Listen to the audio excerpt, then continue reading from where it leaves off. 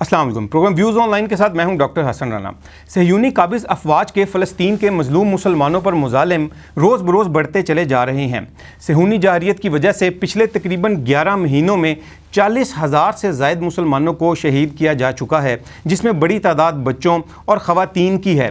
صہیونی افواج کے مظالم کی وجہ سے غزہ اور مغربی کنارے کے علاقوں میں خوراک، پانی، صحت اور دیگر بنیادی انسانی سہولیات کا بحران پیدا ہو چکا ہے، اور اسی بحران کا فائدہ اٹھاتے ہوئے صہیونی نواز قادیانی جماعت اور ان کے سہولت کار غزہ اور دیگر علاقوں میں فلاحی کاموں کی آڑ میں اپنی منفی سرگرمیوں اور صہیونی نواز تخریب کاریوں میں مصروف ہو چکے ہیں۔ تاریخی طور پر دنیا میں ایسی کئی مثالیں موجود ہیں جہاں مختلف ممالک، تنظیمیں، افراد یا دیگر عناصر اپنے مفادات کے حصول کے لیے اپنے مخالف ملک یا گروہ کے علاقوں میں فلاحی اداروں یا تنظیموں کی آڑ میں کام کرتے رہے ہیں۔ یہ تنظیمیں بظاہر انسانی امداد یا فلاحی کاموں میں مصروف نظر آتی ہیں، لیکن درپردہ یہ فلاحی تنظیمیں ان علاقوں میں اپنے مخالفین سے متعلق خفیہ معلومات جمع کرنے یا جاسوسی میں ملوث ہوتی ہیں۔ بظاہر پسماندہ یا دیگر علاقوں میں کام کرتا ایک فلاحی ادارہ یا NGO حقیقت میں آپ کے مذہب،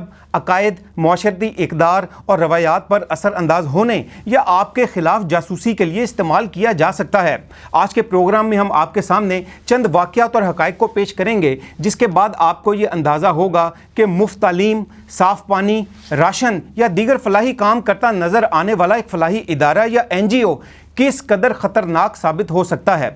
منظر عام پر آنے والی مختلف تحقیقات کے مطابق اسرائیلی خفیہ ادارے نے فلسطینی علاقوں میں کام کرنے والے بعض بین الاقوامی اور مقامی فلاحی تنظیموں کے اندر اپنے ایجنٹس کو بھرتی کیا یا ان تنظیموں میں اپنے اثر و رسوخ کو بڑھایا۔ بظاہر فلاحی کاموں میں مصروف یہ اسرائیلی ایجنٹس فلاحی کارکنوں کے طور پر کام کرتے ہوئے فلسطینی عوام، خصوصاً حریت پسندوں کے بارے میں معلومات جمع کرتے تھے۔ ان فلاحی تنظیموں کا کام بظاہر خوراک، صحت کی سہولیات اور دیگر ضروریات فراہم کرنا تھا، لیکن درپردہ ان کا مقصد اسرائیلی سیکیورٹی اداروں کو اس علاقے کے افراد اور ان کی نقل و حرکت اور دیگر معلومات فراہم کرنا تھا۔ فلاحی کاموں میں مصروف یہ اسرائیلی ایجنٹس جو فلاحی کارکنوں کا روپ دھارے ہوتے، فلسطینی عوام کے ساتھ قریبی تعلقات قائم کرتے اور ان کی روزمرہ زندگی، سماجی ڈھانچے اور حریت پسندوں کی نقل و حرکت کی معلومات اسرائیلی سیکیورٹی اداروں کو فراہم کرتے رہے۔ کئی مواقع پر اسرائیلی خفیہ ادارے نے اپنے ان مقامی ایجنٹس کے ذریعے سے مسلمانوں کو ملنے والی مالی امداد یا دیگر امداد کو بھی ٹریک کیا تاکہ اس مالی یا دیگر امداد کو حریت پسندوں تک پہنچنے سے روکا جا سکے۔ 2019 میں digital media platform Middle East Monitor اور دیگر اداروں کی تحقیقات میں بھی یہ بات سامنے آئی کہ اسرائیلی خفیہ ادارے نے غزہ کے مسلمانوں اور خاص طور پر حریت پسند گروہوں کی جاسوسی اور ان پر نظر رکھنے کے لیے غزہ میں فلاحی تنظیموں کی آڑ میں کام کیا۔ بظاہر نظر آنے والے ان فلاحی کاموں، جن کا مقصد اصل میں غزہ کے مسلمانوں کی جاسوسی تھا، اس کے لیے اسرائیلی خفیہ ادارے نے غزہ ہی سے مختلف افراد کو ان جعلی فلاحی تنظیموں میں بھرتی کیا۔ 7 اکتوبر 2023 کے بعد اسرائیل کی جانب سے غزہ، مغربی کنارے اور دیگر فلسطینی علاقوں پر کی گئی جارحیت کے بعد جب فلسطینیوں کے لیے خوراک، صحت اور پانی جیسی بنیادی انسانی ضروریات کا بحران پیدا ہوا، تو پوری دنیا، خاص طور پر مسلمان ممالک کی جانب سے فلسطینی مسلمانوں کی امداد کے لیے خوراک، ادویات، خیموں اور دیگر ضروریات زندگی کو پورا کرنے کے لیے امدادی سامان رفح بارڈر کے ذریعے سے فلسطین بھیجنے کی تیاری شروع کی گئی، مگر ابتدائی طور پر غاصب اسرائیلی حکومت نے کسی بھی فلاحی ادارے یا تنظیم کے امدادی سامان کو فلسطین پہنچانے کی اجازت نہیں دی۔ مگر صہیونی اور ان کے سہولت کاروں یعنی قادیانی جماعت کا اصل کھیل اس ہی وقت شروع ہوا۔ قادیانی فلاحی تنظیم ہیومینٹی فرسٹ، جو کہ بظاہر آفت زدہ یا غریب علاقوں میں امدادی کارروائیاں کرتی نظر آتی ہے، مگر مبینہ طور پر ہیومینٹی فرسٹ نامی یہ قادیانی ادارہ انسانی اسمگلنگ، منی لانڈرنگ اور دیگر منفی کارروائیوں میں بھی ملوث رہا ہے، اور اس قادیانی فلاحی ادارے کے دفاتر اور شاخیں برطانیہ، امریکہ، افریقہ اور پاکستان کے علاوہ اسرائیل اور فلسطین میں بھی موجود ہیں۔ جس وقت فلسطین کے مظلوم مسلمانوں کی امداد پر اسرائیلی افواج نے پابندی لگا رکھی تھی، ٹھیک اسی وقت غزہ میں امدادی کاموں کے لیے اسرائیلی افواج نے اسی قادیانی فلاحی ادارے ہیومینٹی فرسٹ کے برطانوی وفد کو بظاہر فلاحی کاموں کے لیے غزہ میں داخل کیا، اور اس وفد کی قیادت برطانوی قادیانی عزیز حفیظ نے کی، جو کہ قادیانی تنظیم ہیومینٹی فرسٹ برطانیہ کا چیئرمین بھی ہے۔ ذرائع کے مطابق برطانیہ سے آئے اس قادیانی وفد نے اسرائیل میں پہلے سے موجود قادیانیوں کے ذریعے سے پیسوں اور دیگر چیزوں کا لالچ دے کر غزہ کے مقامی مرد اور خواتین کو اپنے نیٹ ورک کا حصہ بنایا، اور اب غزہ میں اس ہیومینٹی فرسٹ نامی قادیانی نیٹ ورک کو عبد القادر مدلل نامی فلسطینی قادیانی چلا رہا ہے۔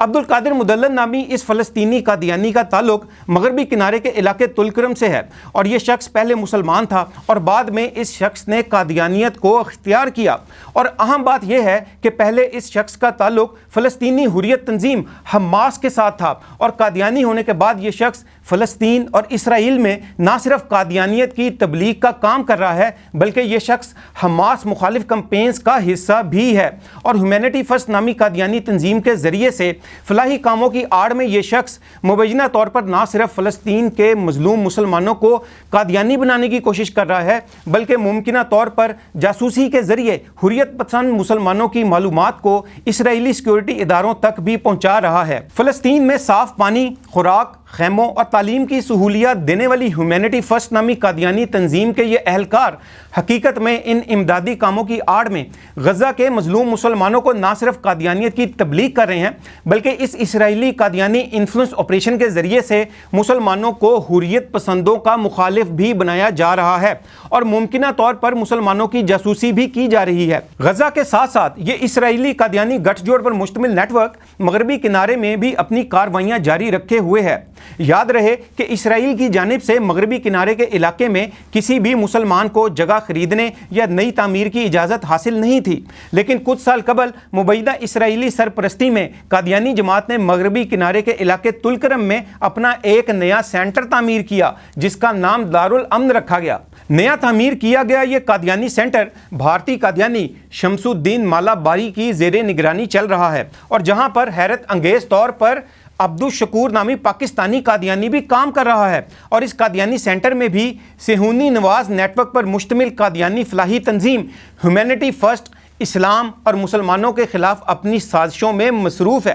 تقریباً 1.5 سال قبل میں نے اپنے ایک لیکچر میں یہ اندیشہ ظاہر کیا تھا کہ فلسطین کے علاقے تلکرم میں قائم یہ قادیانی سینٹر وہاں مسلمان حریت پسندوں کی جاسوسی کے لیے قائم کیا گیا ہے، اور ممکنہ طور پر اسرائیلی فوج یہاں پر مسلمان حریت پسندوں کے خلاف جلد آپریشن کرے گی۔ میرا یہ اندیشہ بالکل صحیح ثابت ہوا۔ کچھ عرصے کے بعد تلکرم اور اس کے ملحقہ علاقے جنین میں اسرائیلی سیکورٹی اداروں نے آپریشن کے نام پر کئی بے گناہ مسلمانوں کو شہید کر دیا، اور اب کچھ دن قبل بھی اسرائیلی سیکورٹی اداروں نے اسی علاقے میں حریت پسندوں کو گرفتار کرنے یا شہید کرنے کی غرض سے کئی دن تک اس علاقے کو محاصرے میں لے کر آپریشن کیا، جس کے نتیجے میں کئی مسلمان شہید ہوئے، لیکن قادیانی سینٹر اب تک ویسے ہی کام کر رہا ہے۔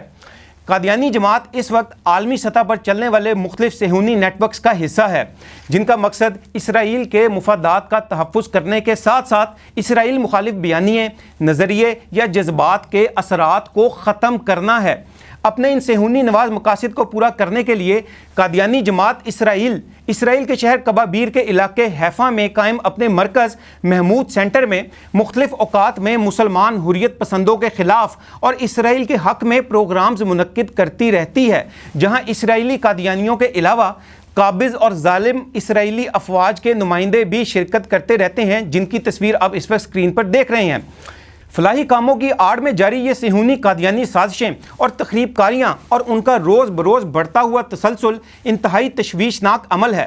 ایک طرف فلسطین کے مظلوم مسلمان اسرائیلی جارحیت کا نشانہ بن رہے ہیں، اور دوسری طرف قادیانیوں کی تخریب کاریوں کا۔ قادیانی جماعت جو کہ روز اول سے ہی صہیونی اسٹیبلشمنٹ کی اعلیٰ کار رہی ہے، وہ آج بھی مسلمانوں کی پیٹھ میں چھرا گھونپ رہی ہے۔ قادیانی جماعت کی تنظیم ہیومینٹی فرسٹ کی فلسطین اور اسرائیل میں جاری کارروائیاں، پاکستانی قادیانی عبد الشکور کی اسرائیل اور فلسطین کے قادیانی سینٹر میں موجودگی، قادیانی نیٹ ورک کے افراد کی فلاحی کاموں کی آڑ میں اسرائیلی سیکیورٹی اداروں کے لیے ممکنہ جاسوسی، حریت پسندوں کے خلاف کمپینز اور دیگر صہیونی نواز تخریب کاریوں اور اس صہیونی قادیانی گٹھ جوڑ پر مزید کئی سوالات اور تحفظات جنم لیتے ہیں، جن سے متعلق ہم اپنے آنے والے کچھ پروگرامز میں ڈسکس کرنے کی کوشش کریں گے۔ آپ سے گزارش ہے کہ اس پروگرام کو زیادہ سے زیادہ شیئر کریں تاکہ نہ صرف مسلمانوں کے ایمان کا تحفظ ممکن ہو سکے بلکہ اسلام اور مسلمانوں کے خلاف جاری ان قادیانی سازشوں سے متعلق آگے ہی بھی پھیلائی جا سکے۔ اللہ تعالیٰ سے دعا ہے کہ اللہ تعالیٰ پوری امت کو فتنہ قادیانیت سے محفوظ رکھیں، آمین۔ ڈاکٹر حسن رانا کو ویوز آن لائن کے ساتھ اجازت دیجیے، اللہ حافظ۔ تحفظ ختم نبوت، ناموس رسالت، رد قادیانیت، حالات حاضرہ اور دیگر اہم ملکی و بین الاقوامی موضوعات پر مبنی مستند اور معلوماتی پروگرامز دیکھنے کے لیے KTV آفیشیل کے YouTube چینل کو سبسکرائب کیجیے۔